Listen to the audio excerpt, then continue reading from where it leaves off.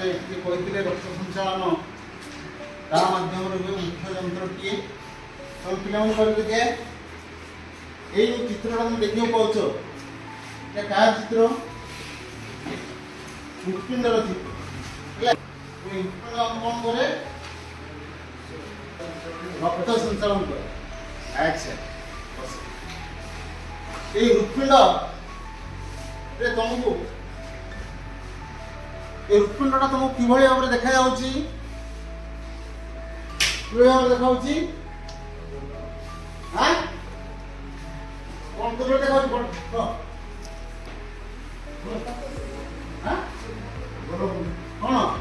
ये हाथ मुठा हाथ मुठा भली देखा ये हृत्पिंडटा आमर चारिटा कोठरी की नहीं नहीं ऊपर दीटा कोठरी एटा गोटे ये गोटे ऊपर दीटा कोठरी आ तले है दीटा कोठरी हेले ऊपर दीटा कोठरी को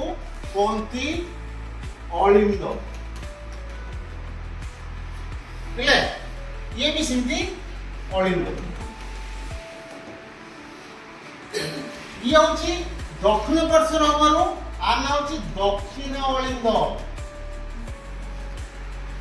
ये वाम पार्श्वर थिवारो आना हला वाम अलिंद एवं तळ दीटा अछि एटा कोंती नीलय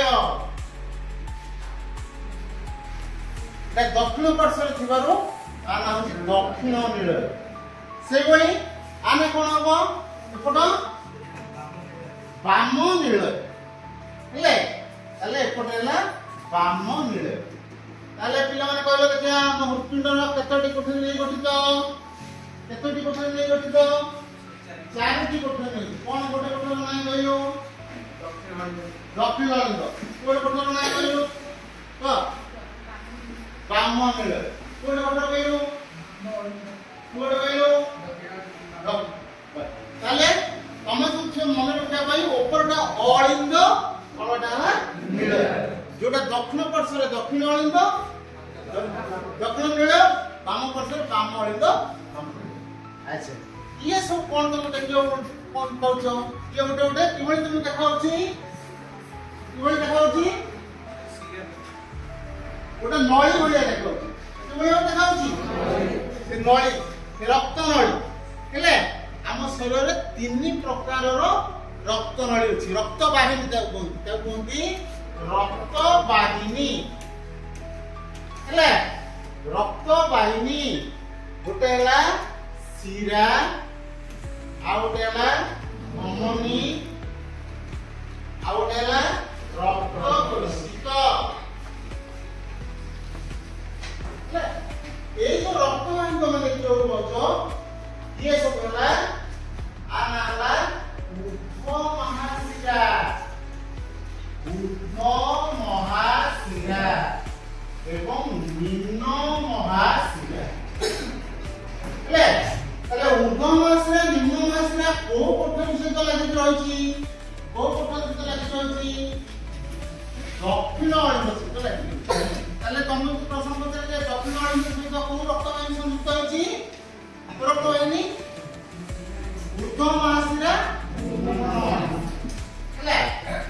तब दक्षिण नीलय का दक्षिण नीलय में रक्त वाहिनी हेले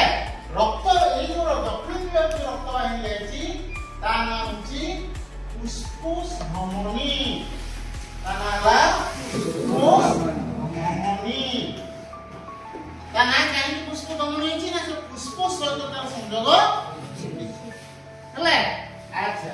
ताले दक्षिण नीलय सहित को रक्त वाहिनी संयुक्त अछि फुस्फुस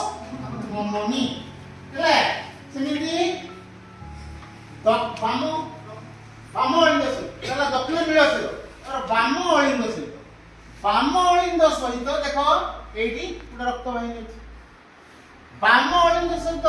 जो रक्त वाहिनी संयुक्त अछि ता ना कोन जानिछो फुस्फुस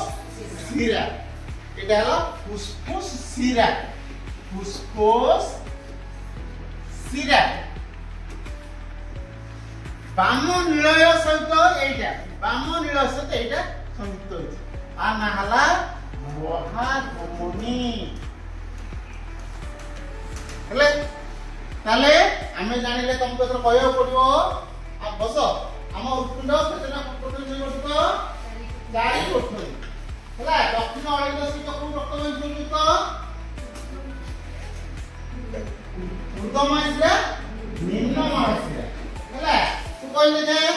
ଦେଖ ଦକ୍ଷିଣ ନିଳୟ ସହିତ ରକ୍ତବାହୀ ସଂଯୁକ୍ତ କୋଉ ରକ୍ତବାହୀ ସଂଯୁକ୍ତ ହେଇଛି ଫୁସ୍ଫୁସ୍ ଧମନୀ ଆଉ ବାମ ଅଳିନ୍ଦ ସହିତ ଫୁସ୍ଫୁସ୍ ଶିରା ବାମ ନିଳୟ ସହିତ ତୁ କହିଲେ କ ମହା ହେଲା ତାହେଲେ ये है हृत्पिंडर बाह्य गठन नहीं आज हम जानिले हृत्पिंडर बाह्य गठन आसंता पीरियड में जानिबा हृत्पिंडर अंक गठन एवं तार कार्य केमती रक्त संचलन कि भाव में